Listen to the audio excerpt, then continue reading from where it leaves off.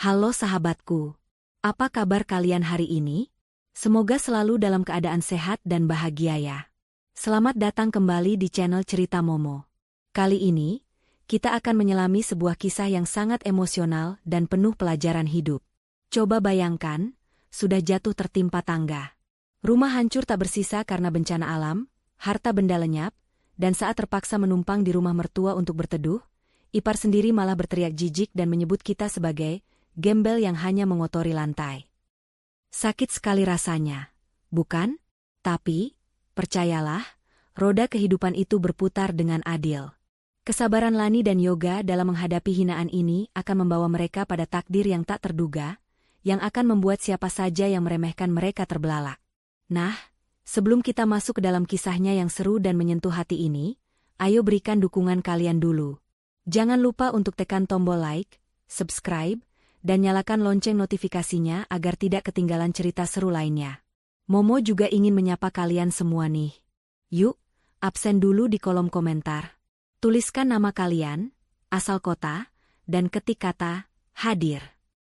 Saya ingin tahu dari mana saja sahabat-sahabat setia channel Cerita Momo ini berasal. Sudah siap menyimak? Mari kita mulai ceritanya. Hujan deras sore itu seakan turut menangisi nasib yang menimpa Lani dan Yoga. Hanya dalam hitungan jam, suara gemuruh air bah dari hulu sungai telah menyapu bersih segalanya. Rumah mungil yang mereka cicil dengan susah payah, perabot yang dikumpulkan sedikit demi sedikit, hingga album kenangan pernikahan, semuanya lenyap tertimbun lumpur dan puing. Lani duduk bersimpuh di atas lembar tikar basah di posko pengungsian sementara, tatapannya kosong menatap ke arah di mana rumahnya dulu berdiri tegak. Kini, hanya tersisa pondasi yang retak dan gundukan tanah merah. Yoga, suaminya, datang membawakan segelas teh hangat yang didapat dari relawan. Pakaian Yoga masih penuh bercak lumpur yang sudah mengering, wajahnya lelah, namun ia berusaha tersenyum demi menguatkan istrinya. Minum dulu, Lan. Hangatkan badanmu, ucap Yoga lembut sambil menyampirkan jaket tipis ke bahu Lani. Lani menerima gelas itu dengan tangan gemetar.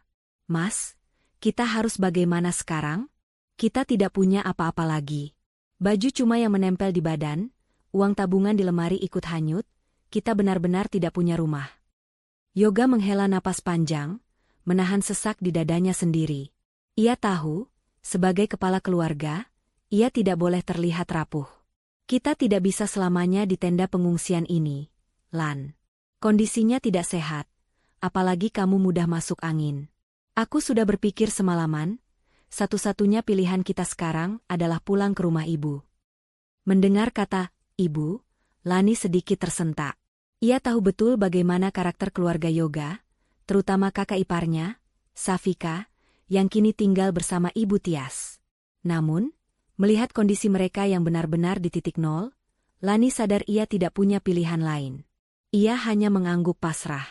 Sore harinya, setelah berpamitan dengan petugas posko, mereka menaiki angkutan umum menuju rumah ibu Tias di pinggiran kota yang tidak terdampak bencana. Perjalanan terasa sangat berat. Bukan karena jaraknya, melainkan karena rasa malu dan takut yang berkecamuk di dada. Mereka datang bukan sebagai tamu yang membawa oleh-oleh, melainkan sebagai pengungsi yang kehilangan segalanya. Sesampainya di depan gerbang rumah besar bercat putih itu, Yoga menggenggam erat tangan Lani yang dingin. Bismillah, Lan, apapun yang terjadi, kita hadapi bersama ya. Yang penting kita punya tempat berteduh dulu. Yoga menekan bel pagar. Tak lama kemudian, pintu rumah terbuka. Bukan ibu Tias yang keluar, melainkan Safika. Wanita itu tampil rapi dengan gaun rumahan yang terlihat mahal, kontras sekali dengan penampilan Lani dan Yoga yang lusuh, berbau lumpur, dan hanya membawa satu tas plastik berisi pakaian sumbangan. Safika memandang mereka dari ujung rambut sampai ujung kaki dengan tatapan jijik yang tidak ditutup-tutupi. Ia bahkan menutup hidungnya dengan tangan, seolah-olah Lani dan Yoga adalah tumpukan sampah yang baru saja diletakkan di depan rumahnya. Ada apa ini? Kok kucel banget sih datang ke sini? Tanya Safika ketus tanpa membukakan pagar sepenuhnya. Mbak Safika, kami kena musibah. Suara Yoga terdengar parau. Rumah kami hancur kena banjir bandang kemarin. Kami tidak punya tempat tinggal lagi. Bolehkan kami menumpang sementara di sini sampai kami bisa bangkit lagi? Mendengar keributan itu, Ibu Tias keluar dari dalam rumah. "Siapa, Safika?" tanya Ibu Tias sambil menyipitkan mata. Begitu melihat anak bungsunya berdiri dengan kondisi menyedihkan, ada guratan iba di wajah tua Ibu Tias. "Ya ampun, Yoga, Lani." Ibu dengar beritanya di TV, tapi ibu tidak menyangka rumah kalian juga kena. Yoga tersenyum lega melihat ibunya. "Iya, Bu. Semuanya habis. Kami izin tinggal di sini dulu ya, Bu." Belum sempat Ibu Tias menjawab, Safika sudah memotong dengan suara melengking. Ia berkacak pinggang, matanya melotot tajam ke arah Yoga dan Lani. "Apa? Tinggal di sini? Enak saja." Safika berteriak lantang, membuat beberapa tetangga menoleh. "Asal kamu tahu ya, Yoga. Rumah ini sudah sempit. Anak-anakku butuh ruang main. Kalau kalian masuk dengan baju kotor penuh kuman begitu, nanti rumah ini jadi bau. Tapi Mbak, ini rumah ibu juga. Aku anak ibu." Yoga mencoba membela diri dengan nada rendah. "Itu dulu. Sekarang yang bayar listrik, air, dan perawatan rumah ini siapa? Suamiku, Mas Anton. Ibu cuma numpang hidup enak di sini." Safika menunjuk-nunjuk wajah Yoga. Kemudian, kata-kata yang paling menyakitkan itu meluncur mulus dari bibirnya yang bergincu merah. "Dengar ya, kita tidak terima gembel numpang di sini. Duh, hanya mengotori lantai ibu saja. Lihat itu sepatu kalian, penuh lumpur. Jijik aku lihatnya." Lani menunduk, air matanya menetes membasahi pipi yang masih ada goresan luka kecil akibat ranting pohon saat banjir. Hatinya hancur berkeping-keping. Lebih sakit daripada saat melihat rumahnya rubuh. Ia disebut gembel oleh kakak iparnya sendiri. Ibu Tias tampak serba salah. Ia menatap Yoga, lalu menatap Safika yang terlihat sangat berkuasa. Sebagai orang tua yang kini hidupnya ditanggung oleh menantu kaya seperti Anton, Ibu Tias tidak punya keberanian untuk membantah Safika. "Safika, kasihan adikmu," lirih Ibu Tias pelan, nyaris tak terdengar. "Ibu jangan belain mereka. Kalau ibu mau mereka tinggal di sini, ibu yang harus bersihkan jejak kotor mereka setiap hari." "Aku nggak mau tahu," bentak Safika pada ibunya sendiri. Yoga menarik napas panjang, menelan harga dirinya demi Lani. "Mbak, tolonglah. Semalam saja tidak apa-apa. Atau tempatkan kami di mana saja, asal ada atap. Lani sedang tidak enak badan, dia butuh istirahat. Tolong, Mbak." Safika mendengus kasar. Ia melirik ke arah samping rumah, di mana terdapat sebuah bangunan kecil semi-permanen yang biasa digunakan untuk menyimpan barang bekas dan peralatan tukang kebun yang sudah rusak. "Kalau kalian memaksa, sana tidur di gudang belakang. Jangan berani-berani masuk ke rumah utama atau duduk di sofa ruang tamu. Aku baru beli sofa itu mahal-mahal dari Italia, enggak sudi diduduki celana kotor kalian." Seru Safika sambil melemparkan kunci gembok berkarat ke tanah, tepat di depan kaki Yoga. "Ambil itu. Dan ingat, jangan bikin susah." Yoga memungut kunci itu dengan hati teriris. Ia menatap Ibu Tias, berharap ada pembelaan. Tapi Ibu Tias hanya memalingkan wajah, tidak tega namun tidak berdaya. "Ayo, Lan," bisik Yoga sambil merangkul istrinya. Mereka berjalan tertatih menuju gudang belakang, diiringi tatapan Sini Safika yang masih berdiri di teras sambil mengawasi, memastikan, gembel, itu tidak menyentuh pot bunga mahalnya. Di dalam gudang yang pengap, berdebu, dan penuh sarang laba-laba itu, Lani akhirnya menumpahkan tangisnya dalam pelukan Yoga. Awal dari penderitaan mereka di istana neraka itu baru saja dimulai. Malam pertama di gudang itu terasa sangat panjang dan menyiksa. Bau apek yang bercampur dengan aroma debu tebal, membuat napas Lani sesak berulang kali. Tidak ada kasur empuk, apalagi selimut hangat.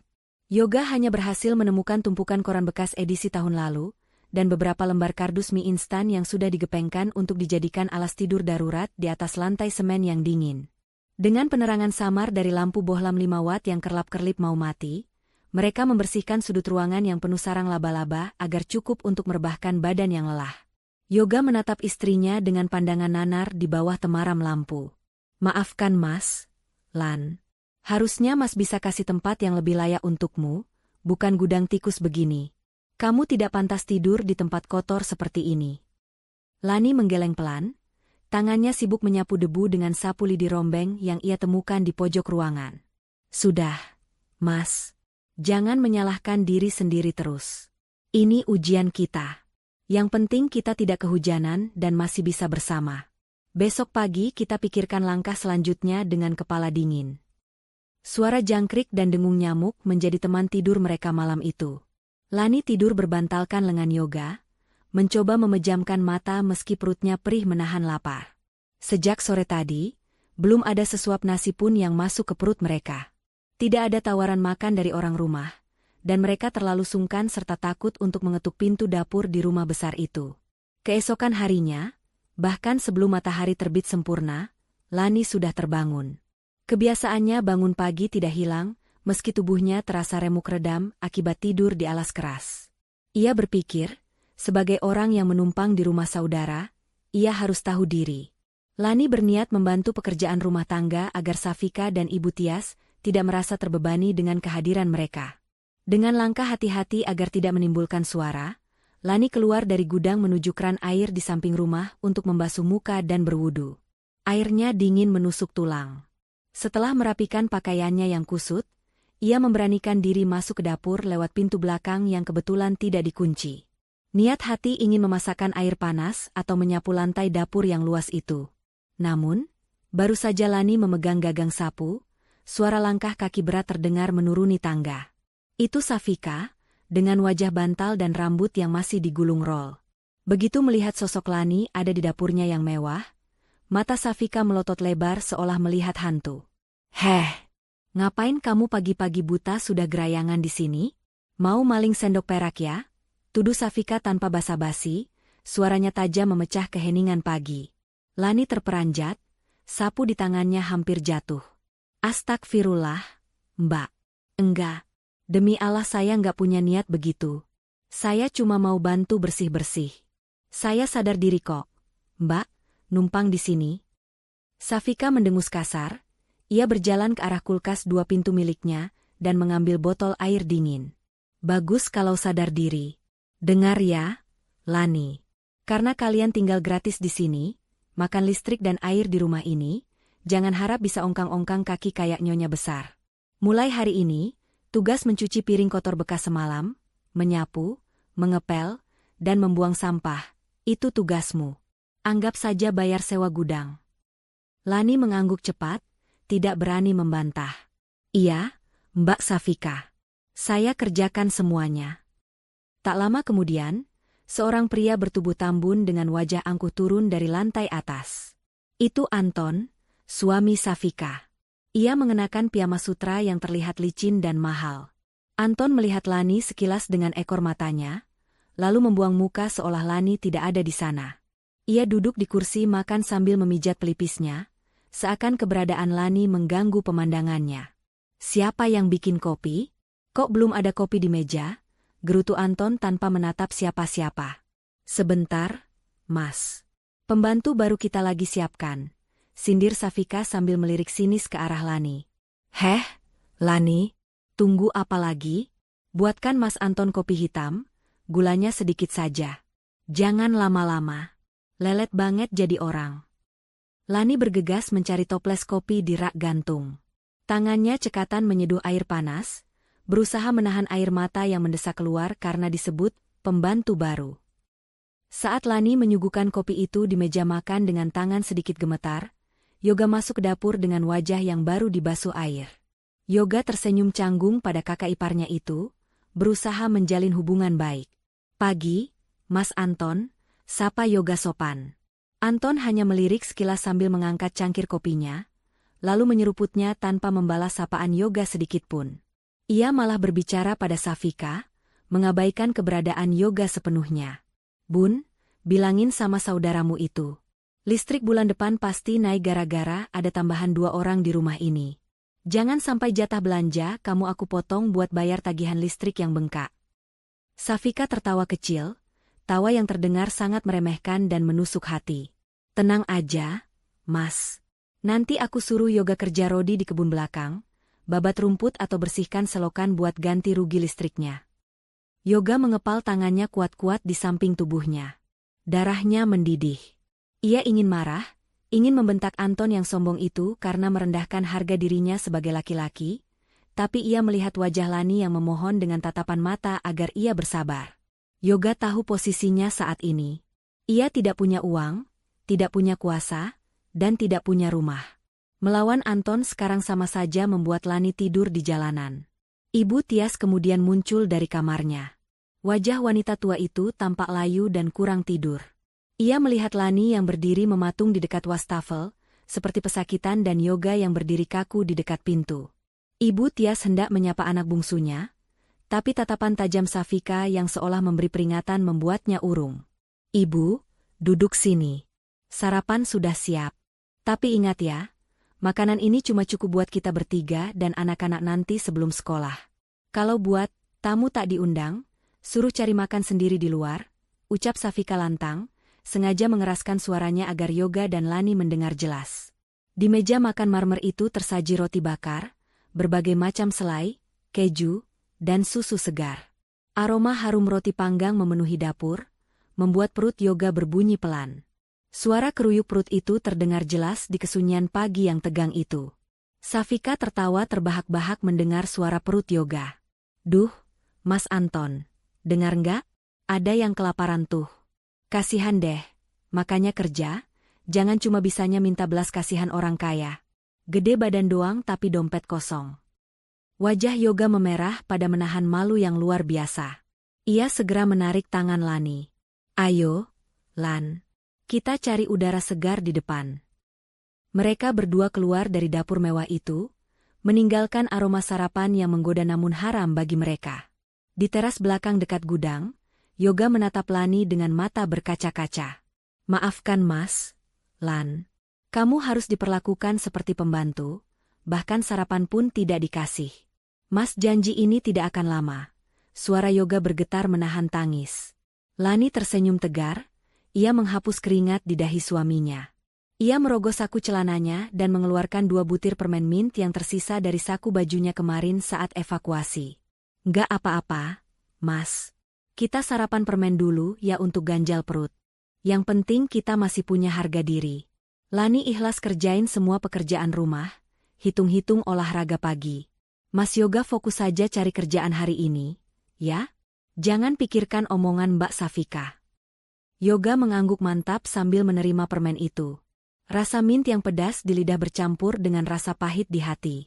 Perlakuan Anton dan Safika pagi ini bukan mematahkan semangatnya, justru membakar tekadnya. Ia bersumpah dalam hati, ia tidak akan membiarkan istrinya dihina seperti ini selamanya. Ia harus bangkit dari reruntuhan ini, bagaimanapun caranya. Matahari siang itu bersinar terik, seolah ingin membakar kulit siapa saja yang berada di bawahnya. Yoga berjalan menyusuri trotoar panas dengan langkah gontai. Kemeja yang ia kenakan adalah satu-satunya kemeja yang tersisa, yang sudah ia coba bersihkan semalam di ember cucian gudang. Namun noda tanah bekas banjir masih samar-samar terlihat di bagian kerah dan lengan. Sudah 5 toko dan 2 bengkel yang ia datangi sejak pagi tadi. Jawabannya selalu sama, penolakan. Bukan karena Yoga tidak punya kemampuan, tetapi karena penampilannya yang lusuh membuat orang-orang enggan bahkan sekadar untuk memberinya kesempatan bicara. "Maaf, Mas. Kami cari karyawan yang rapi. Kalau Mas sendiri saja tidak bisa mengurus diri, bagaimana mau mengurus toko saya?" Kata-kata pemilik toko bangunan tadi masih terngiang pedih di telinga Yoga. Yoga menatap pantulan dirinya di kaca etalase sebuah toko roti.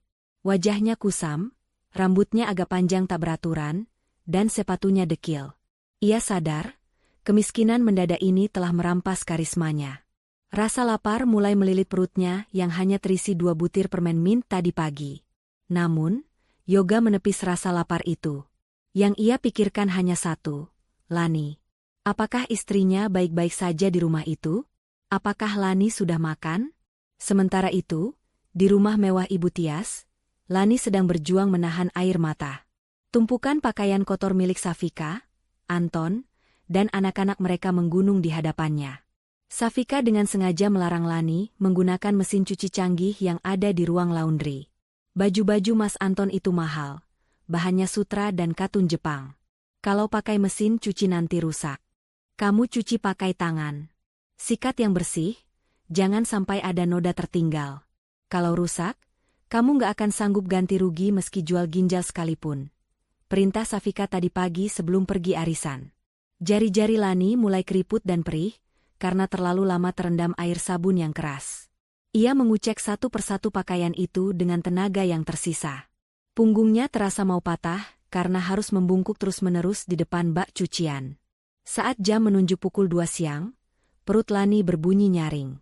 Ia berjalan ke dapur dengan langkah ragu, berharap ada sisa nasi atau lauk yang bisa ia makan. Di atas meja makan, ia melihat sisa ayam goreng mentega dan capcay yang masih cukup banyak. Air liur Lani hampir menetes. Ia hendak mengambil piring kecil, namun suara langkah kaki Ibu Tias menghentikannya.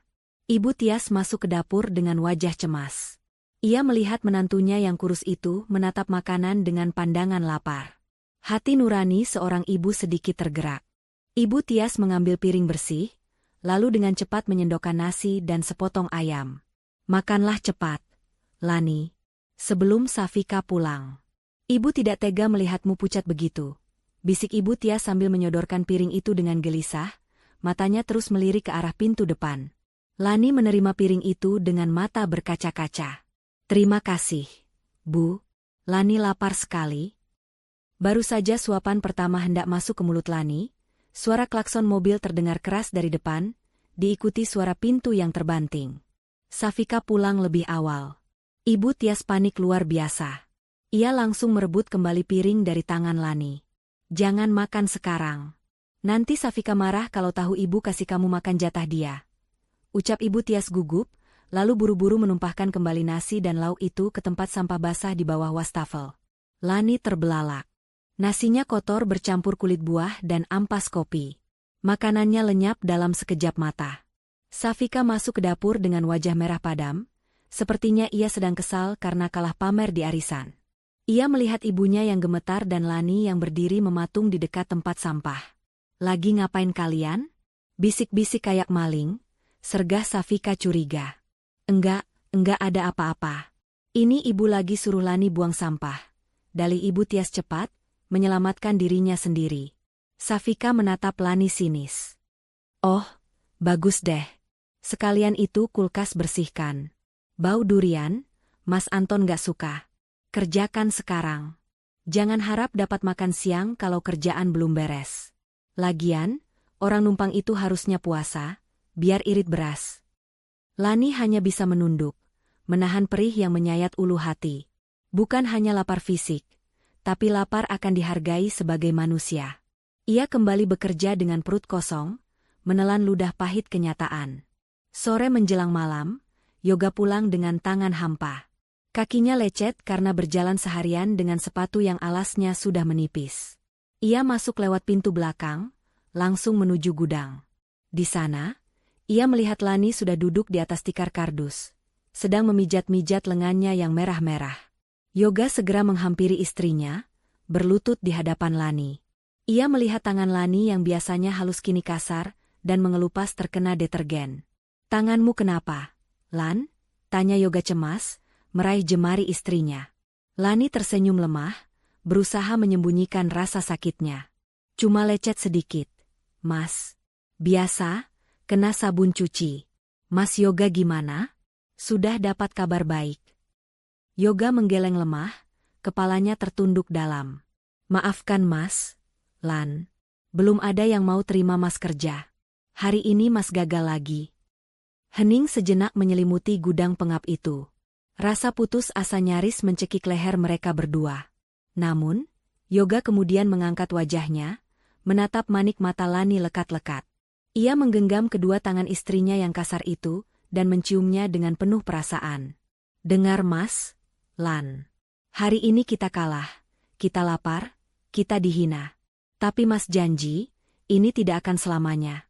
Mas tidak akan biarkan tangan ini rusak terus-menerus demi mencuci baju orang-orang sombong itu. Bersabarlah sedikit lagi ya, sayang. Kuatkan hati kamu buat Mas.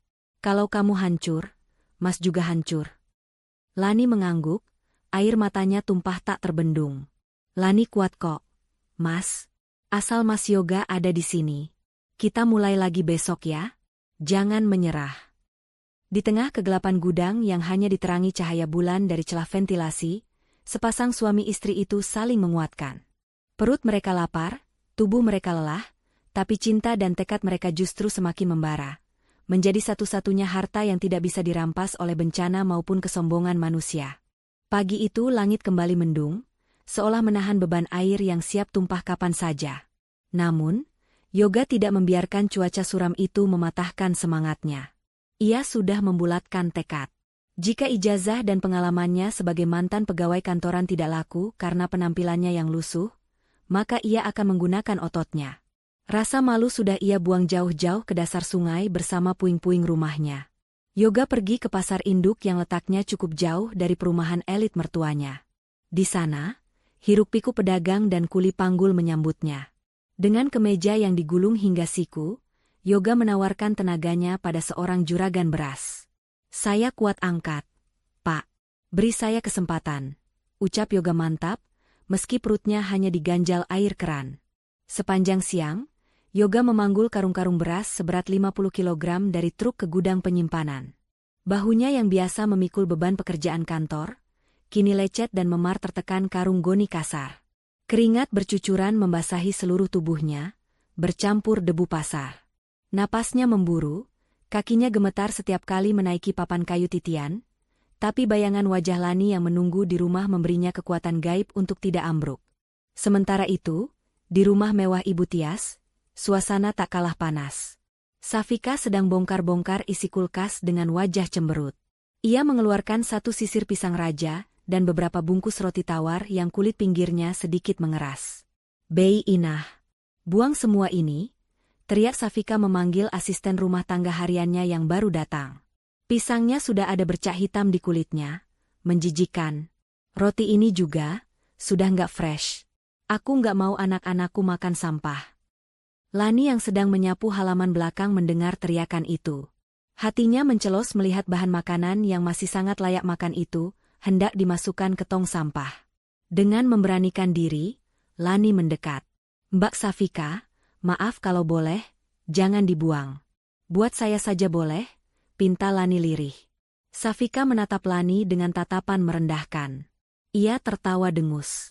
"Oh, silakan. Memang cocok kan, sampah buat pemulung. Ambil sana.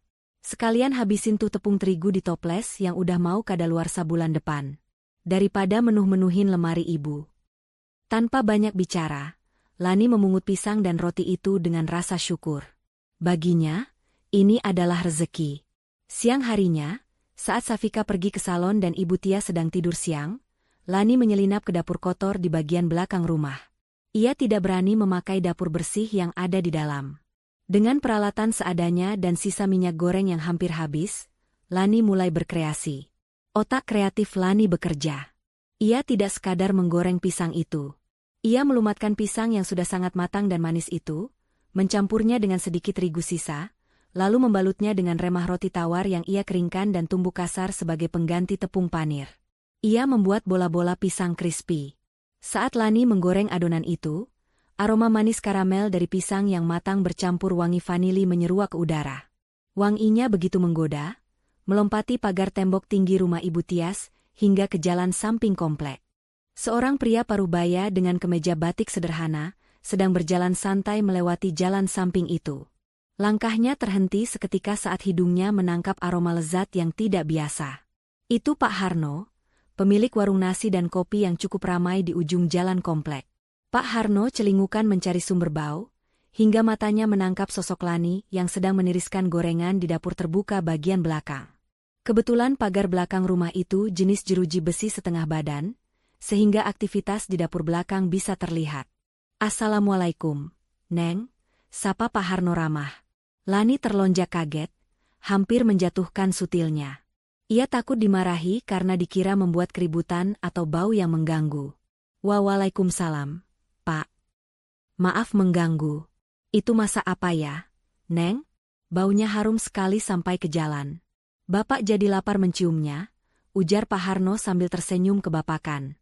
Lani tersenyum malu-malu, merasa sedikit lega karena pria itu tampak baik. "Ini cuma olahan pisang sisa kok, Pak. Bola-bola pisang." Boleh Bapak coba satu? Kebetulan Bapak haus dan lapar habis keliling nagih uang arisan, pinta Pak Harno tanpa ragu. Lani dengan cepat mengambil sepotong bola pisang yang masih hangat, meletakkannya di atas secarik tisu, dan mengulurkannya lewat celah pagar. Silakan, Pak. Tapi rasanya sederhana saja. Pak Harno menggigit bola pisang itu. Matanya langsung berbinar. Teksturnya renyah di luar berkat remah roti buatan Lani, namun lumer dan lembut di dalam. Manisnya pas, tidak bikin enek. Masya Allah, ini enak sekali. Neng, ini bukan rasa pisang goreng biasa. Adonannya lembut, kulitnya crispy. Kamu pintar sekali masaknya. Ini kalau dijual, pasti laku keras. Puji Pak Harno tulus. Jantung Lani berdegup kencang. Kata, dijual, seolah menyalakan lampu terang di kepalanya yang gelap. Bapak serius enak? Serius. Bapak ini punya warung di ujung jalan sana. Banyak orang kantoran yang mampir cari sarapan atau camilan sore. Bapak sering bingung cari suplai gorengan yang beda dari yang lain. Kalau Neng mau, coba bikin 20 biji besok pagi, titip di warung Bapak. Kita bagi hasil. Tawaran itu terdengar seperti suara malaikat bagi Lani. Ia hampir menangis haru. Mau, Pak? Saya mau sekali. Tapi, saya nggak punya modal buat beli bahan lagi. Pak Harno merogoh saku celananya, mengeluarkan uang Rp50.000. Ini, anggap saja uang muka. Bapak percaya sama rasa masakanmu. Besok pagi jam 6 Bapak tunggu di warung ya. Lani menerima uang itu dengan tangan gemetar. Rp50.000 pertamanya setelah bencana. Sorenya, Yoga pulang dengan tubuh remuk redam. Wajahnya kusam, tapi di tangannya ia menggenggam uang Rp30.000 hasil memanggul beras seharian. Ia berjalan menuju gudang, siap memberikan uang itu pada Lani untuk membeli nasi bungkus. Namun, begitu masuk ke gudang, Yoga terkejut. Tidak ada suasana muram di sana. Lani menyambutnya dengan senyum lebar yang sudah lama hilang, sambil menyodorkan piring berisi bola-bola pisang hangat. Mas, makan ini dulu. Mas pasti lapar, ucap Lani bersemangat. Yoga memakan satu. Matanya terbelalak. Enak banget. Lan, kamu dapat dari mana? Aku bikin sendiri, Mas. Dari pisang yang mau dibuang Mbak Safika. Dan Mas tahu? Pak Harno tetangga sebelah mencicipinya dan memesan 20 biji untuk besok. Dia bahkan kasih uang muka. Lani menunjukkan uang Rp50.000 itu dengan mata berbinar. Yoga menatap uang di tangan Lani, lalu menatap uang receh di tangannya sendiri. Rasa haru membuncah di dadanya. Ia menarik Lani ke dalam pelukannya, membenamkan wajahnya di bahu istrinya yang bau asap dapur namun terasa seperti rumah. Alhamdulillah. Alhamdulillah. Bisik Yoga berulang kali. Di gudang sempit itu, di antara tumpukan barang bekas, harapan baru mulai tumbuh. Mereka bukan lagi sekadar korban bencana yang menunggu belas kasihan. Mereka kini memiliki senjata untuk bangkit, ketekunan Yoga dan tangan ajaib Lani. Diam-diam, tanpa sepengetahuan Safika yang sombong, sebuah rencana masa depan mulai dirajut dari dapur kotor belakang rumah. Jam dinding di dapur menunjukkan pukul 3 dini hari. Suasana rumah Ibu Tias masih sunyi senyap, hanya terdengar dengkuran halus dari kamar-kamar di lantai atas. Namun, di dapur kotor bagian belakang, Lani sudah sibuk bergerak tanpa suara. Dengan penerangan lilin agar tidak menarik perhatian orang rumah, ia menggoreng 20 butir bola pisang pesanan Pak Harno. Yoga membantu dengan sigap. Ia yang memarut keju dan menyiapkan kotak-kotak mika plastik yang kemarin sempat ia beli di pasar dengan uang sisa kerjanya.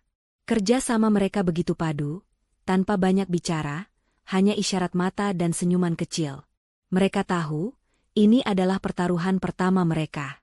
Jika gagal, mereka akan kembali ke titik nol.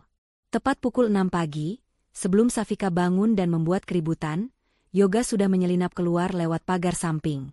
Ia membawa bungkusan plastik hitam berisi pesanan itu menuju warung Pak Harno. Hatinya berdebar kencang saat menyerahkan makanan itu. Doakan ya, Lan, bisik Yoga sebelum pergi, mengecup kening istrinya yang berkeringat. Siang harinya, Yoga tidak pulang untuk makan siang demi menghemat ongkos. Ia kembali ke pasar, menunggu pekerjaan angkut barang. Namun, sekitar pukul 1 siang, Pak Harno muncul di pasar dengan motor bebek bututnya, mencari-cari Yoga. Wajah pria tua itu tampak semeringah. Yoga. Nak Yoga, panggil Pak Harno melambaikan tangan. Yoga yang sedang memanggul kardus mie instan bergegas menurunkan bebannya dan menghampiri. Ada apa, Pak? Ada masalah dengan kue buatan Lani? Jantung Yoga seakan berhenti berdetak. Takut kalau rasanya mengecewakan. Pak Harno justru menepuk bahu Yoga keras-keras sambil tertawa lebar. Masalah? Masalahnya adalah kue istrimu itu ludes dalam waktu 1 jam. Pembeli pada berebut, bahkan ada yang marah karena kehabisan. Rasanya unik, beda sama pisang goreng biasa. Yoga mengembuskan napas lega, kakinya terasa lemas saking bersyukurnya. Alhamdulillah. Nah, ini intinya, lanjut Pak Harno, wajahnya berubah serius. Besok ada rapat ibu-ibu PKK di kelurahan. Bu Lurah tadi mampir sarapan dan mencicipi 1 bola pisang yang tersisa. Beliau suka sekali. Beliau pesan 50 kotak snack. Isinya bola pisang itu dan lemper. Beliau juga tanya, apa istrimu bisa bikin nasi kotak sekalian? 30 porsi untuk makan siang panitia. Yoga ternganga. Ini bukan lagi pesanan coba-coba. Ini pesanan catering sungguhan. 30 porsi nasi dan 50 snack. Pak. Iya. Saya sanggupi saja dulu karena saya yakin masakan Lani pasti enak. Tapi, uang mukanya baru bisa cair besok setelah barang diantar. Kalian sanggup tidak talangi modalnya dulu? Tanya Pak Harno penuh harap. Yoga terdiam. Otaknya berputar cepat menghitung biaya. Beras, ayam, bumbu, kotak nasi, gas. Uang 50.000 kemarin sudah habis untuk beli bahan bola pisang dan plastik. Upahnya hari ini paling hanya cukup untuk makan mereka berdua. Mereka butuh modal ratusan ribu rupiah hari ini juga. Sanggup, Pak. Insya Allah kami sanggup. Jawab Yoga mantap, meski ia belum tahu dari mana uangnya. Ia tidak ingin membuang kesempatan emas ini. Pulang dari pasar, Yoga menceritakan kabar gembira sekaligus tantangan berat itu pada Lani di dalam gudang. Lani tersenyum bahagia mendengar masakannya disukai, tapi keningnya berkerut saat bicara soal modal. Kita butuh setidaknya 300.000 untuk belanja bahan yang layak. Mas, kita nggak punya uang sebanyak itu, gumam Lani sambil menggigiti bibir bawahnya. Hening menyelimuti mereka. Peluang sudah di depan mata. Masa harus dilepas hanya karena kertas bernama uang? Perlahan, Lani merogoh saku celananya yang lusuh. Ia mengeluarkan sebuah benda kecil yang dibungkus sobekan kain perca. Ia membukanya perlahan. Di sana, berkilau sebuah cincin emas polos yang sangat tipis. Itu adalah cincin kawin mereka. Satu-satunya harta yang melekat di jari Lani saat banjir menerjang, yang sengaja ia lepas dan simpan rapat-rapat karena takut hilang saat mencuci baju atau bekerja kasar. Lan. Suara Yoga tercekat. Jual ini, Mas, ucap Lani tegas, menyodorkan cincin itu ke telapak tangan Yoga. Yoga menggeleng keras. Jangan. Itu cincin nikah kita, Lan. Itu janji suci kita. Mas nggak bisa jual itu. Mas akan cari pinjaman ke teman-teman lama. Teman-teman Mas sudah menjauh sejak tahu kita bangkrut. Kan? Potong Lani lembut tapi menohok. Ia menggenggam tangan Yoga, menutupkan jari-jari suaminya ke atas cincin itu. Mas, cincin ini cuma benda mati. Janji suci kita ada di hati, bukan di logam ini. Kalau cincin ini bisa jadi jalan buat kita keluar dari gudang ini, buat kita mandiri dan gak diinjak-injak lagi sama Mbak Safika dan Mas Anton, maka nilainya jauh lebih berharga daripada sekadar melingkar di jari. Air mata menetes di pipi Yoga. Ia merasa gagal melindungi simbol pernikahan mereka, namun ia juga melihat api tekad yang membara di mata istrinya. Mas janji, Lan. Suatu hari nanti, Mas akan ganti cincin ini dengan yang lebih bagus. Mas janji, isak Yoga sambil mengecup tangan istrinya. Sore itu juga, Yoga berlari ke toko emas di pasar. Cincin itu tidak berat, hanya 2 gram. Tapi uang yang didapat cukup untuk membeli beras kualitas sedang, 3 ekor ayam, bumbu-bumbu lengkap, dan kemasan kardus polos. Malam harinya adalah perjuangan yang sesungguhnya.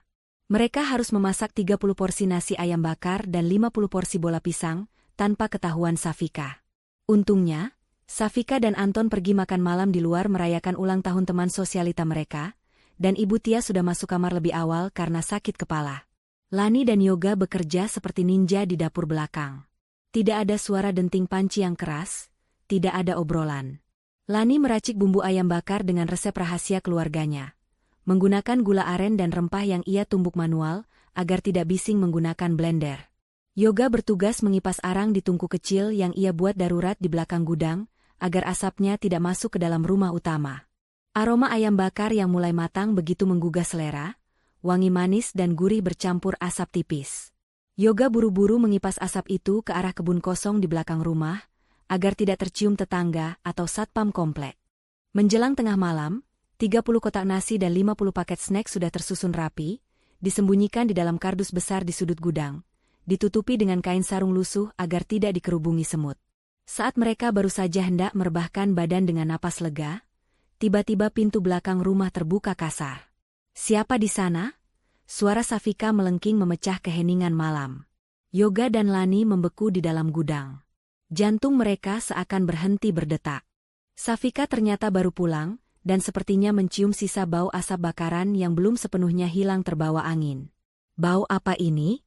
Kayak ada yang bakar sampah," gerutu Safika sambil menyalakan lampu teras belakang, cahayanya menembus celah pintu gudang. Lani meremas tangan Yoga, keringat dingin mengucur di pelipisnya. Jika Safika memeriksa gudang dan menemukan tumpukan nasi kotak itu, habislah riwayat usaha pertama mereka. Safika pasti akan menuduh mereka mencuri gas atau mengusir mereka karena berbisnis di rumahnya tanpa izin. Langkah kaki hak tinggi Safika terdengar mendekat ke arah gudang. "Tak. Bei Inah, kamu lupa buang sampah ya?" teriak Safika lagi, mengira pembantunya yang teledor. Ia berdiri tepat di depan pintu gudang. Tangan Safika sudah memegang gagang pintu, siap membukanya. Yoga menahan napas, siap pasang badan. Namun, tiba-tiba terdengar suara Anton dari dalam rumah. Udahlah, masuk. Ngapain sih ngurusin bau sampah? Aku ngantuk nih, besok pagi ada meeting penting soal proyek baru."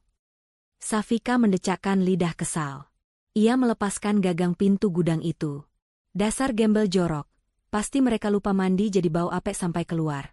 Gumamnya pelan tapi cukup jelas terdengar, lalu berbalik masuk ke dalam rumah dan membanting pintu.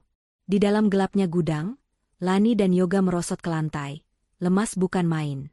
Mereka selamat malam ini. Cincin kawin yang telah berubah menjadi tumpukan nasi kotak itu aman. Namun mereka sadar, mereka sedang bermain api di bawah atap orang yang membenci mereka. Ini baru permulaan dari perang saraf yang sesungguhnya. Kabar burung tentang kelezatan nasi kotak buatan Lani menyebar lebih cepat daripada api yang membakar ilalang kering di musim kemarau. Pujian dari Bu Lurah bukan sekadar basa-basi. Dalam seminggu, pesanan catering kecil-kecilan itu terus mengalir melalui perantara Pak Harno. Mulai dari acara arisan RT sebelah, syukuran kelahiran tetangga, hingga makan siang pegawai kelurahan. Warung Pak Harno menjadi markas rahasia mereka. Sadar bahwa memasak di dapur Safika terlalu berisiko, Yoga menyewa sudut kecil di dapur warung Pak Harno dengan sistem bagi hasil. Setiap subuh, Lani dan Yoga sudah menghilang dari gudang, beralasan lari pagi atau mencari kerja, padahal mereka sedang berjibaku dengan wajan dan spatula di warung sebelah. Pundi-pundi rupiah mulai terkumpul. Meski belum cukup untuk membeli rumah baru, setidaknya mereka bisa membeli baju yang layak, sabun wangi, dan yang terpenting, mereka tidak lagi kelaparan. Wajah Lani mulai terlihat lebih segar, dan Yoga tidak lagi berjalan dengan punggung membungkuk. Ada cahaya harapan yang kini bersinar di mata mereka, cahaya yang luput dari perhatian penghuni rumah mewah Ibu Tias. Sementara Lani dan Yoga sedang meniti tangga kesuksesan dengan perlahan namun pasti, suasana di rumah Ibu Tias justru mulai terasa gerah, padahal pendingin ruangan menyala non-stop. Anton, yang biasanya tampil necis dan penuh percaya diri, belakangan ini terlihat kusut. Ia sering pulang larut malam dengan wajah tegang, dan telepon genggamnya tak henti-hentinya berdering oleh panggilan nomor tak dikenal yang selalu ia tolak dengan panik. Suatu sore, saat Lani sedang menyapu teras depan, tugas rutinnya sebagai penumpang, ia tidak sengaja mendengar pertengkaran sengit dari dalam kamar utama di lantai 2. Suara Safika melengking tinggi, menembus dinding tebal rumah itu. "Apa maksud Mas potong jatah belanja bulanan?" Aku sudah janji mau beli tas limited edition sama teman-teman sosialitaku minggu depan. Mas mau aku dibilang orang miskin karena pakai tas lama? Teriak Safika histeris. Kecilkan suaramu, Safika, bentak Anton, suaranya terdengar frustrasi berat. Kamu ini cuma tahu menghabiskan uang. Bisnisku lagi seret, ada masalah di kantor pusat. Kamu harusnya mengerti, hemat sedikit kenapa sih? Alah, alasan. Bilang saja uangnya kamu pakai buat main perempuan lain, kan? Jangan bohong kamu, Mas. Terserah. Pokoknya bulan ini tidak ada belanja tas-tasan. Cukup buat makan. Suara pintu dibanting keras mengakhiri perdebatan itu. Tak lama kemudian, Anton keluar rumah dengan membanting pintu mobil, melaju kencang entah kemana. Safika turun ke bawah dengan mata sembab namun, memancarkan aura kemarahan yang siap meledak. Ia melihat Lani yang sedang memegang sapu, dan seketika Lani menjadi sasaran empuk pelampiasan emosinya. Safika berjalan menghentak-hentak ke arah Lani, lalu dengan sengaja menendang tumpukan sampah daun kering yang sudah Lani kumpulkan dengan rapi hingga berserakan kembali ke seluruh halaman. Mbak Safika. Lani terkejut, menatap hasil kerjanya yang berantakan. Apa lihat-lihat? Mata kamu mau aku colok? Bentak Safika kasar. Gara-gara ada kalian di sini, rezeki suamiku jadi seret. Kalian itu pembawa sial tahu nggak? Sejak kalian datang gembel di sini, Mas Anton jadi sering marah-marah. Pasti aura miskin kalian nular ke bisnis suamiku. Lani menarik napas panjang, berusaha meredam gejolak di dadanya. Ia ingin sekali berteriak bahwa rezeki itu urusan Tuhan, bukan urusan tamu. Ia ingin sekali menunjukkan segepok uang hasil cateringnya yang ia sembunyikan di bawah tumpukan baju di gudang, untuk membuktikan bahwa ia bukan parasit. Tapi Lani memilih diam. Melawan orang yang sedang kalap hanya akan menambah masalah. Maafkan kami, Mbak. Kami akan berusaha untuk tidak merepotkan, ucap Lani pelan, lalu kembali menyapu daun-daun yang berserakan itu dengan sabar. Safika mendengus jijik, lalu pergi masuk ke dalam rumah sambil bergumam tentang betapa sialnya hidupnya memiliki adik ipar miskin. Ia tidak tahu bahwa kesialan yang ia rasakan sebenarnya adalah bom waktu yang dirakit oleh keserakahan suaminya sendiri, yang sebentar lagi akan meledak. Malam harinya, saat Yoga pulang dari mengantar pesanan catering makan malam untuk sebuah rapat lembur di kantor kecamatan, ia membawa kabar mengejutkan. Ia menarik Lani masuk ke dalam gudang dan menutup pintu rapat-rapat.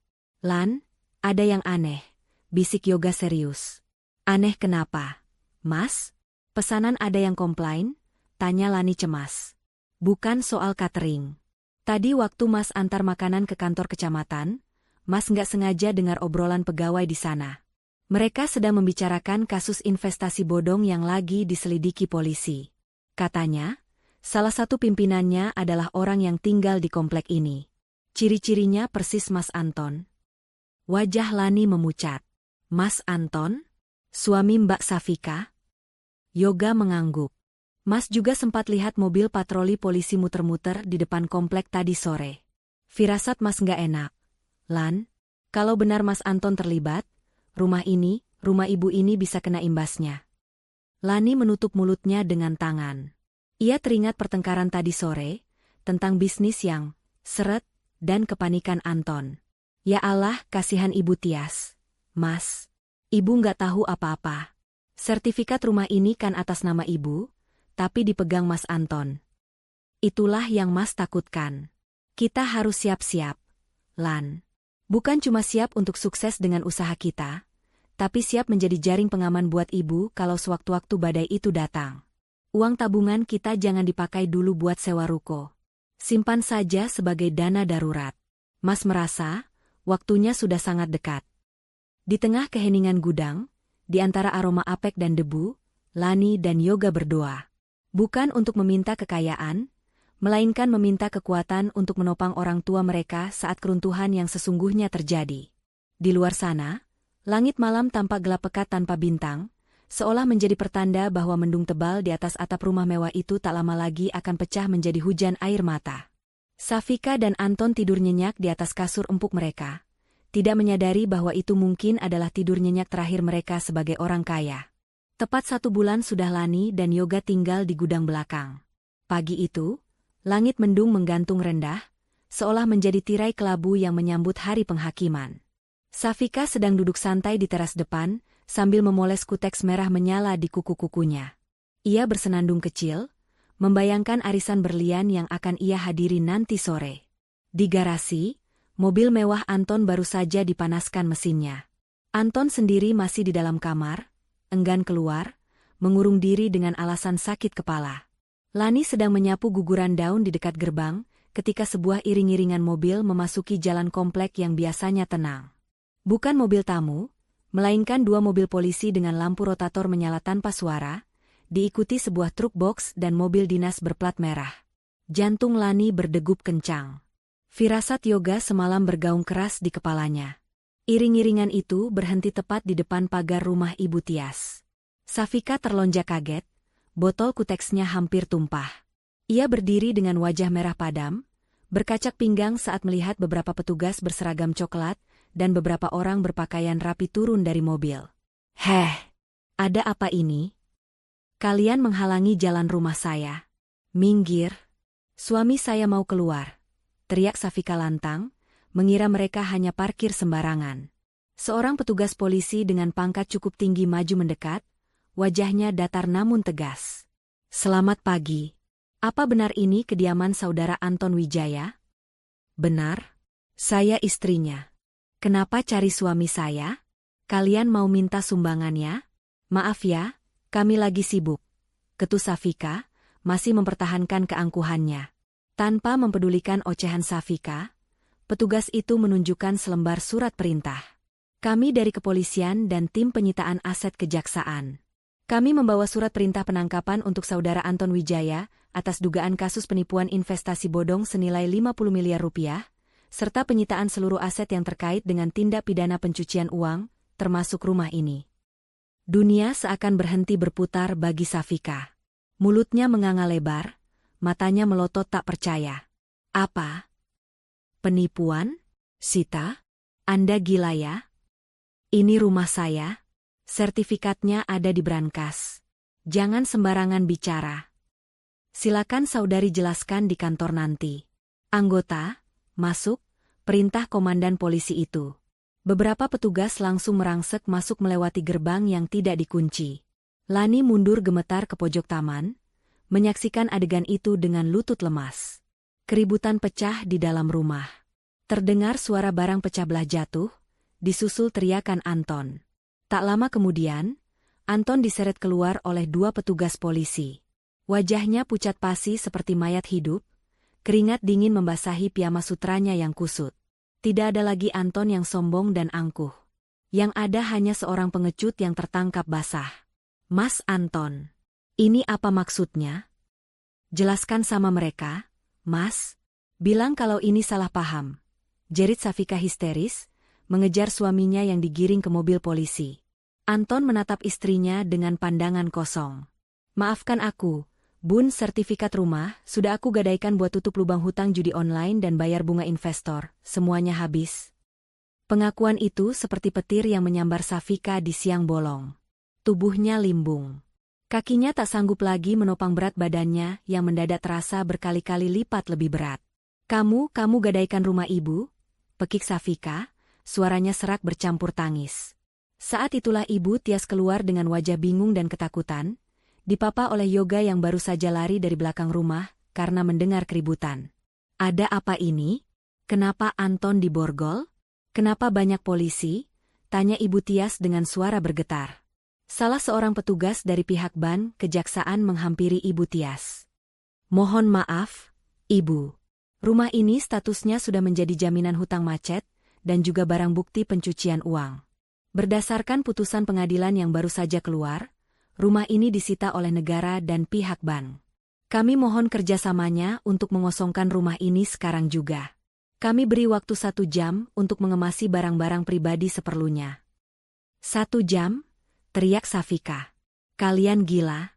Barang-barang saya banyak. Sofa saya dari Italia. Tas-tas saya. Saya tidak mau keluar. Ini rumah saya." Safika mengamuk, mencoba memukul petugas, namun ia ditahan oleh Polwan. "Ibu, Tolong kooperatif atau kami akan bawa ibu juga atas tuduhan menghalangi petugas. Sementara Safika meraung-raung seperti orang gila di teras, Ibu Tias terduduk lemas di lantai marmer yang dingin. Tatapannya kosong. Rumah yang ia bangun bersama almarhum suaminya, tempat ia membesarkan anak-anaknya, kini hilang dalam sekejap karena ulah menantu yang selama ini ia banggakan. Yoga berlutut, memeluk ibunya erat-erat. Ibu sabar ya, Bu. Istighfar. Rumah ibu, Yoga rumah ibu. Rintih Ibu Tias pilu, air matanya mengalir deras membasahi pipi keriputnya. Di tengah kekacauan itu, petugas mulai menempelkan stiker besar berwarna merah menyala di dinding depan, di pintu garasi, dan di gerbang. Tulisan di stiker itu terbaca jelas dan mengerikan, tanah dan bangunan ini disita dalam pengawasan negara.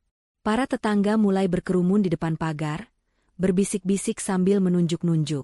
Wajah-wajah yang dulu sering dipameri Safika kini, menatap dengan campuran rasa kasihan dan kepuasan melihat karma yang tunai.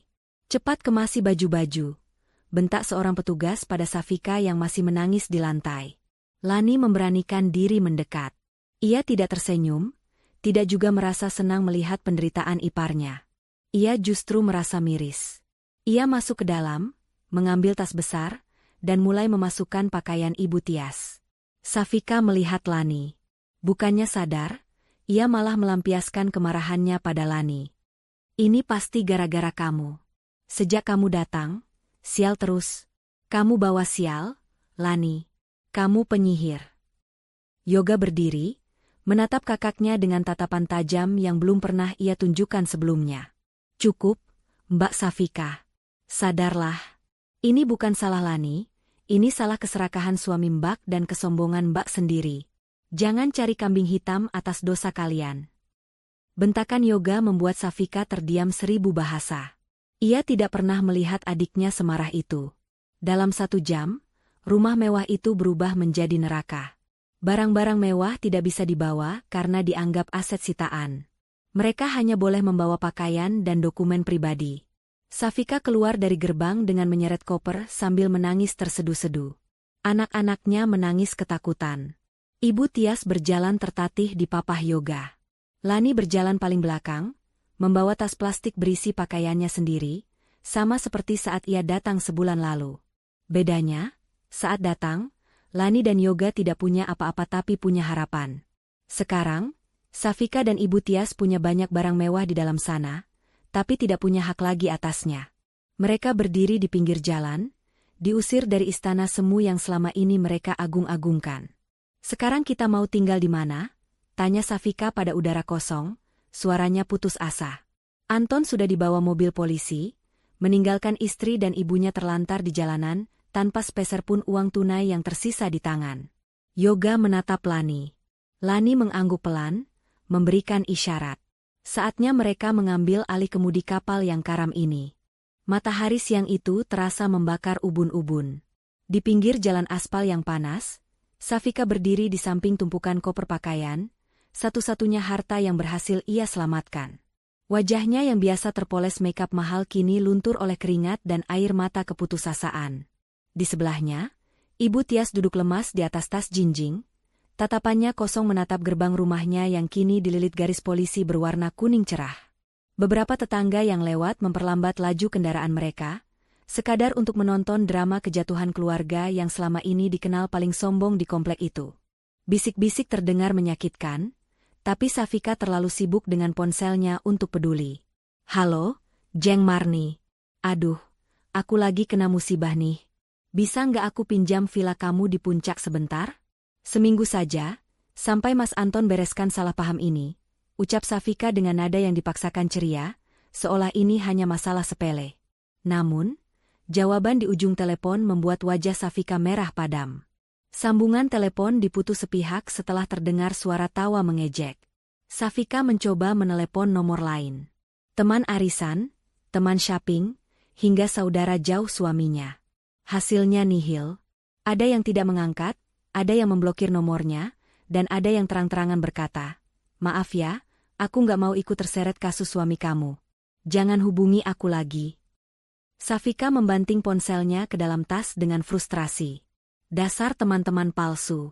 Saat aku kaya, mereka nempel kayak lintah. Sekarang aku susah, semua buang muka. Ibu Tias menengadah, wajahnya pucat karena belum makan siang. Safika, kita mau tidur di mana malam ini? Ibu capek. Nak, kepala ibu pusing. Safika mendengus kasar. Matanya liar mencari sasaran kemarahan. Ia menoleh ke kanan dan ke kiri, mencari Yoga dan Lani. Dalam benaknya, ia ingin memaki adik iparnya itu, menyalahkan mereka sebagai pembawa sial, atau setidaknya menyuruh Lani membelikan air minum karena tenggorokannya kering. Namun, sosok Yoga dan Lani tidak ada di sana. Loh, mana si gembel itu? Gumam Safika bingung. Ibu Tias ikut menoleh. Yoga? Lani? Panggil Ibu Tias lemah. Tapi tidak ada jawaban. Di tengah kerumunan orang yang menonton dan kesibukan polisi memasang plang sitaan, Yoga dan Lani telah menghilang tanpa jejak. Mereka pergi diam-diam saat Safika sedang sibuk menelepon tadi, memilih untuk menarik diri daripada terus menjadi tong sampah emosi Safika. Kurang ajar, maki Safika. Dasar adik tidak tahu diri. Di saat kita susah begini, mereka malah kabur menyelamatkan diri sendiri. Awas saja kalau ketemu, aku jambak rambut istrinya itu. Sudahlah, Safika, lirih Ibu Tias. Mungkin mereka malu, atau mereka juga bingung mau kemana. Mereka kan tidak punya uang. Alah, paling mereka balik jadi gelandangan di kolong jembatan. Biarin saja mereka mampus kelaparan. Kita nggak butuh mereka. Aku masih punya uang sisa di dompet, kita cari hotel. Safika berusaha mempertahankan gengsinya yang sudah retak. Dengan menyeret koper-koper berat dan menggandeng anak-anaknya yang rewel, serta diikuti Ibu Tias yang berjalan tertatih, mereka menyetop taksi. Safika dengan angkuh meminta diantar ke hotel berbintang terdekat. Namun, sesampainya di lobi hotel, kartu kredit dan kartu debit Safika semuanya ditolak mesin EDC. Pihak bank sudah memblokir semua akses keuangannya terkait kasus Anton. Malu bukan main, Safika diusir halus oleh resepsionis. Akhirnya, realita menamparnya keras. Dengan uang tunai yang tersisa pas-pasan di dompet, mereka berakhir di sebuah losmen kumuh di pinggiran pasar, jauh dari kemewahan yang biasa mereka nikmati. Kamarnya sempit, pengap, dan kasurnya berbau apek. Kamar mandinya ada di luar dan harus berbagi dengan penghuni lain. Malam itu, untuk pertama kalinya dalam hidup Safika, ia tidur meringkuk kedinginan tanpa AC, ditemani suara nyamuk dan tangisan anaknya yang minta burger mahal. Hari-hari berikutnya adalah neraka dunia bagi Safika dan Ibu Tias. Uang tunai di tangan semakin menipis.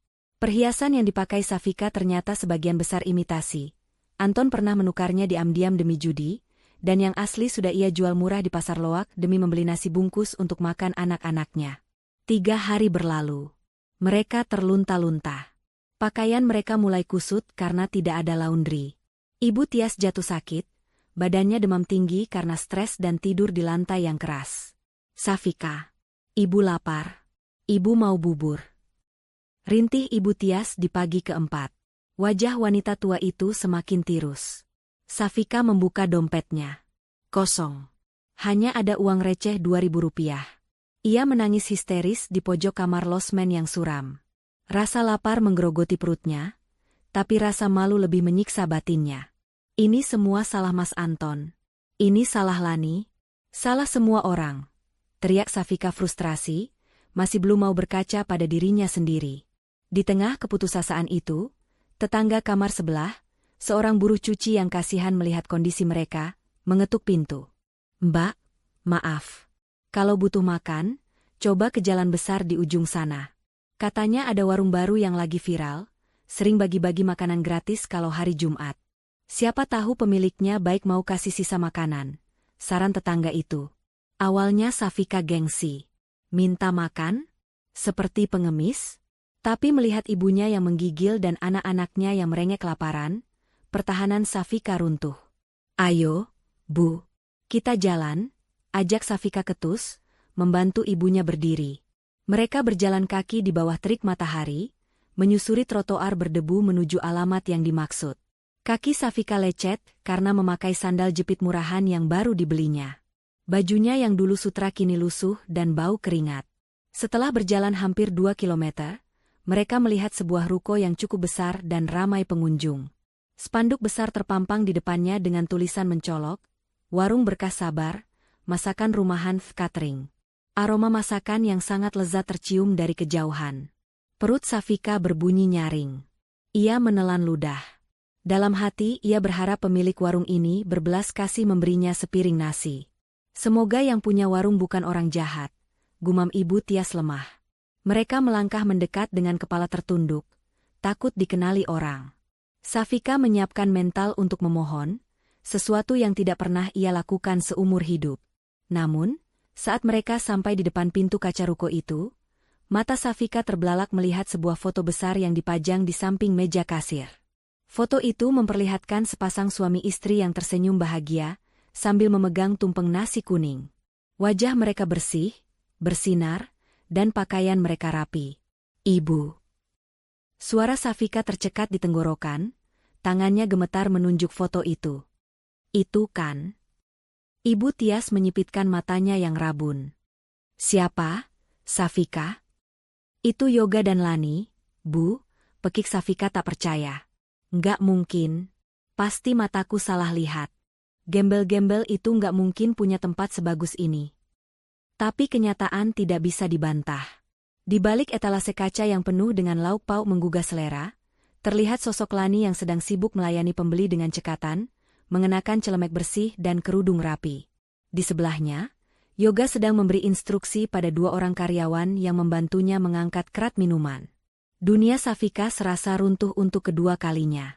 Orang yang ia hina, ia injak-injak, dan ia usir sebagai pengotor lantai, kini berdiri sebagai juragan di hadapannya yang justru terlihat seperti pengemis. Rasa malu yang teramat sangat menghantam dada Safika, membuatnya ingin bumi membelah dan menelannya saat itu juga. Tapi perutnya yang lapar berteriak lain, memaksanya tetap berdiri mematung di ambang pintu warung itu. "Ayo pulang, Bu. Kita cari makan di tempat lain saja," bisik Safika panik sambil menarik lengan ibunya yang kurus. Harga dirinya yang setinggi langit memberontak hebat. Ia lebih memilih mati kelaparan daripada harus meminta belas kasihan kepada orang yang pernah ia sebut sampah. "Tapi Safika, Ibu sudah tidak kuat," kaki ibu gemetar. Rintih Ibu Tias. Wajahnya pucat pasi, keringat dingin membasahi keningnya. Aroma semur ayam dan nasi hangat dari dalam warung itu begitu menyiksa pertahanannya. "Pokoknya ayo. Jangan bikin malu aku," sentak Safika, memaksa ibunya berbalik badan. Namun, tubuh renta Ibu Tias sudah mencapai batasnya. Baru 2 langkah diseret Safika, lutut Ibu Tias goyah. Bruk! Ibu Tias ambruk di trotoar panas tepat di depan pintu kaca warung Berkah Sabar. Beberapa pengunjung yang sedang antre sontak berteriak kaget. Di dalam warung, Yoga yang sedang merapikan nota di meja kasir mendengar keributan itu. Ia menoleh ke arah pintu. Matanya menyipit, mencoba mengenali sosok yang tergeletak dan wanita lusuh yang berdiri di sampingnya. Detik berikutnya, mata Yoga membelalak lebar. Meski pakaian mereka kumal dan wajah mereka kusam, Yoga tidak mungkin lupa pada ibu kandung dan kakaknya sendiri. "Ibu," seru Yoga. Tanpa pikir panjang, ia melompati meja kasir dan berlari keluar, menerobos antrean pelanggan. Lani yang sedang menyendokkan sayur di etalase ikut terkejut. "Mas Yoga?" Yoga sampai di trotoar dan langsung berlutut, merengkuh tubuh ibunya yang terkulai lemah. "Ibu, ibu kenapa? Ya Allah, badan ibu panas sekali." Safika mundur selangkah, wajahnya merah padam antara malu, kaget, dan gengsi. Ia memalingkan wajah, tidak berani menatap mata adiknya. "Jangan sentuh ibu. Kami cuma lewat. Nggak butuh bantuanmu," bentak Safika dengan suara yang bergetar, namun nadanya terdengar sangat tidak meyakinkan. Yoga mendongak, menatap kakaknya dengan pandangan tak percaya. Ia melihat betapa kacaunya penampilan Safika. Baju yang dulu selalu licin dan wangi parfum mahal, kini kusut dan berbau matahari. Wajah yang dulu glowing perawatan jutaan rupiah, kini berminyak dan kusam. "Mbak Safika, apa yang terjadi?" tanya Yoga lirih. "Kenapa kalian bisa sampai seperti ini?" "Bukan urusanmu. Minggir." Safika mencoba menarik tangan Ibu Tias dari pelukan Yoga, tapi tenaganya kalah jauh. Cukup, Mbak. Suara Yoga meninggi, tegas namun penuh keprihatinan. Ibu pingsan. Singkirkan gengsimu itu sebentar saja. Mau sampai kapan Mbak siksa ibu begini? Safika terdiam, bibirnya gemetar menahan tangis. Bentakan Yoga menampar kesadarannya yang rapuh. Tanpa menunggu persetujuan Safika, Yoga segera membopong tubuh ringan Ibu Tias. Minggir, tolong beri jalan. Seru Yoga pada kerumunan orang yang menonton. Yoga membawa ibunya masuk ke dalam ruko yang ber-AC sejuk. Lani yang sudah sadar dengan situasi itu segera bertindak cepat. Ia tidak membuang waktu untuk bertanya atau mengingat dendam masa lalu. Insting kemanusiaannya mengambil alih.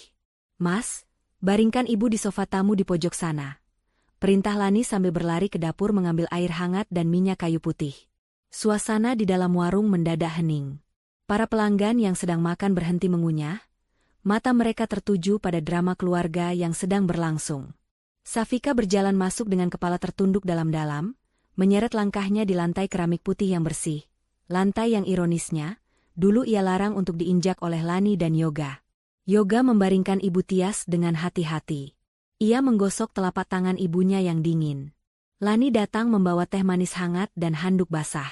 Dengan telaten, Lani membasuh wajah Ibu Tias dan mengoleskan minyak kayu putih di pelipis dan leher mertuanya. Perlahan, mata Ibu Tias mengerjap. Ia siuman.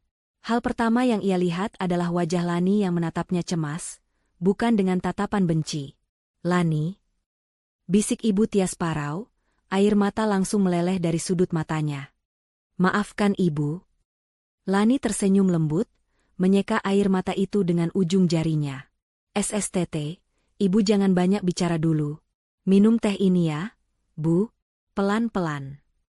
Lani memapah kepala Ibu Tias, membantunya minum. Safika berdiri kaku di dekat pintu, mematung melihat pemandangan itu. Perutnya berbunyi keras sekali, memecah keheningan di sudut ruangan itu. Wajah Safika semakin merah, ia meremas ujung bajunya yang kotor. Ia merasa telanjang di hadapan semua orang. Sang ratu yang jatuh miskin, kini berdiri kelaparan di istana milik orang yang dulu ia sebut gembel.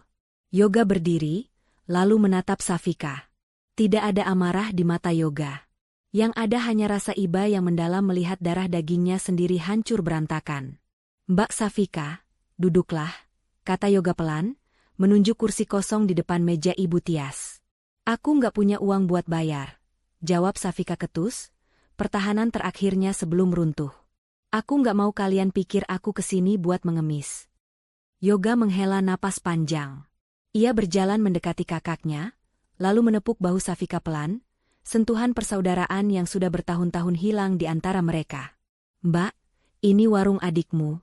Sejak kapan makan di rumah saudara sendiri harus bayar? Ucap Yoga tulus.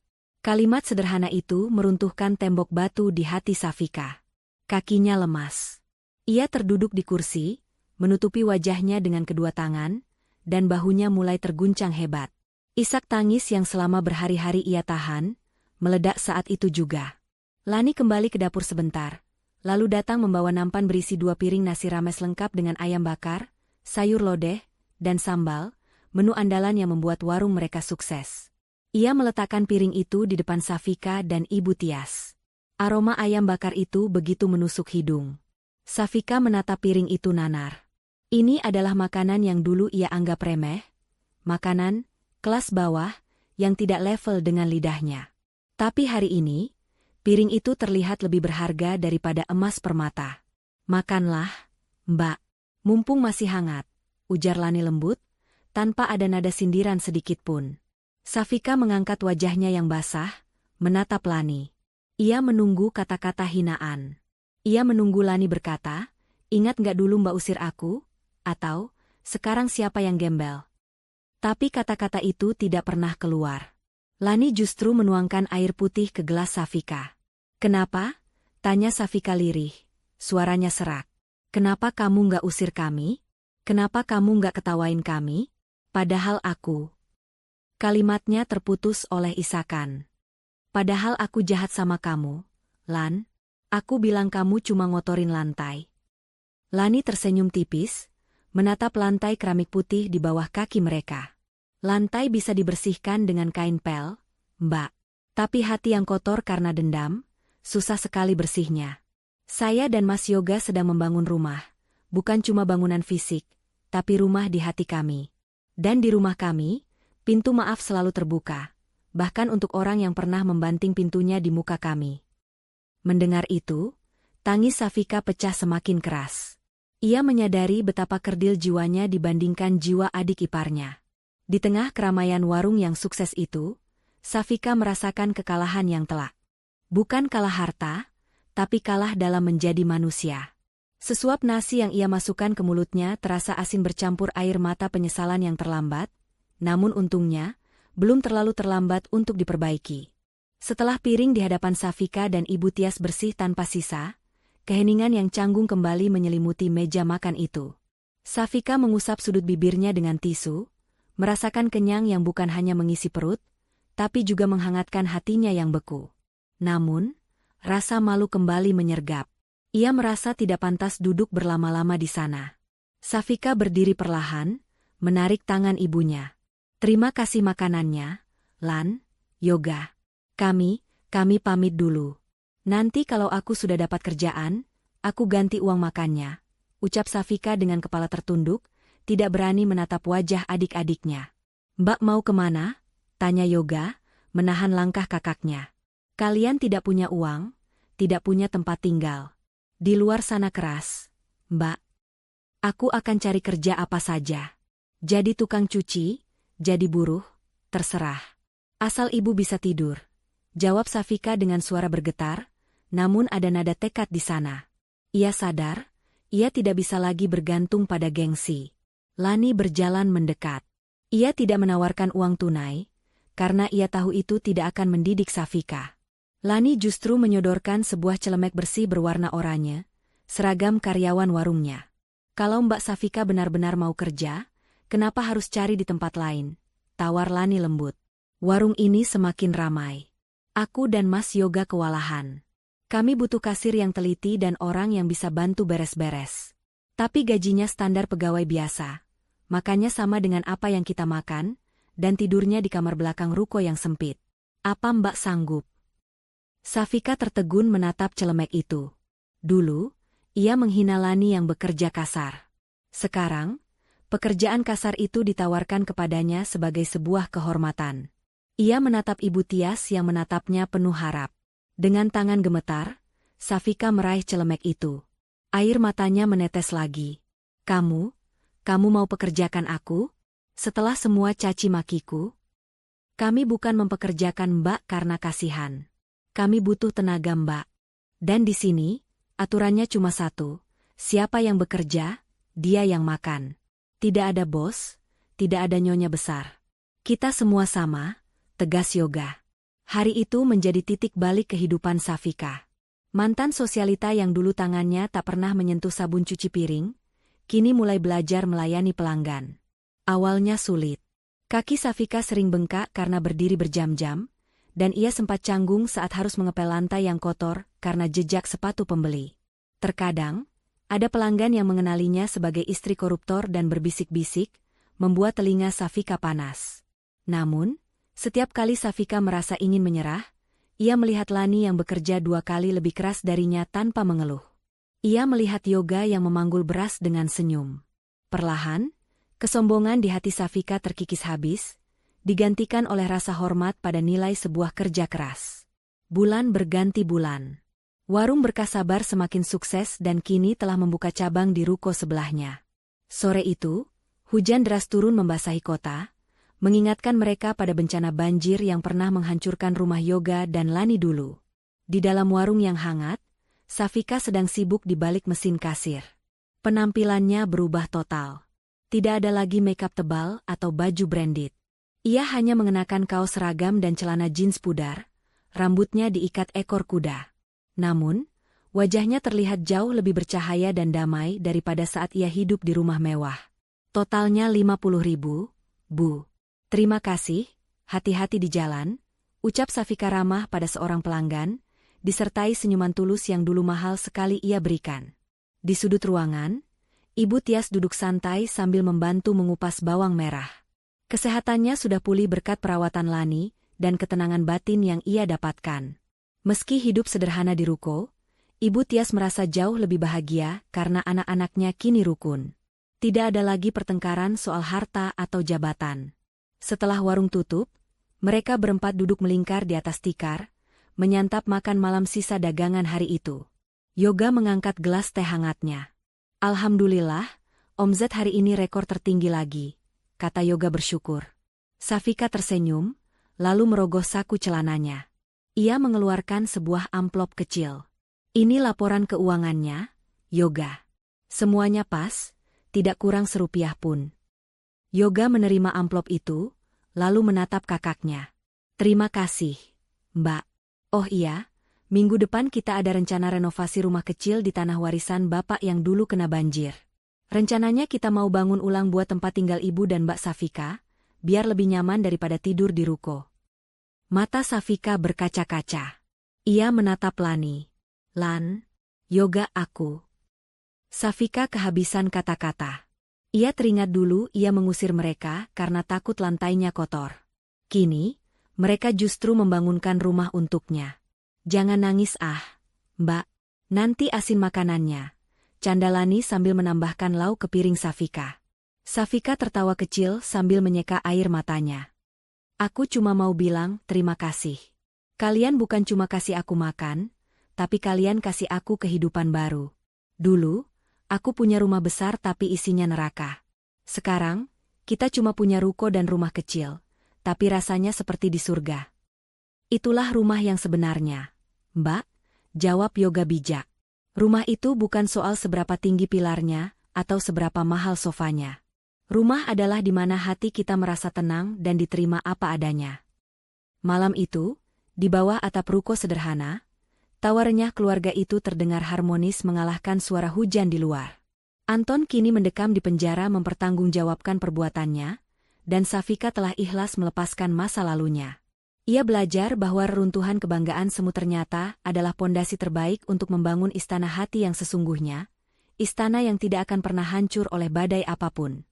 Mereka telah menemukan kekayaan yang tidak bisa dibeli dengan uang, kebersamaan yang tulus dan hati yang lapang.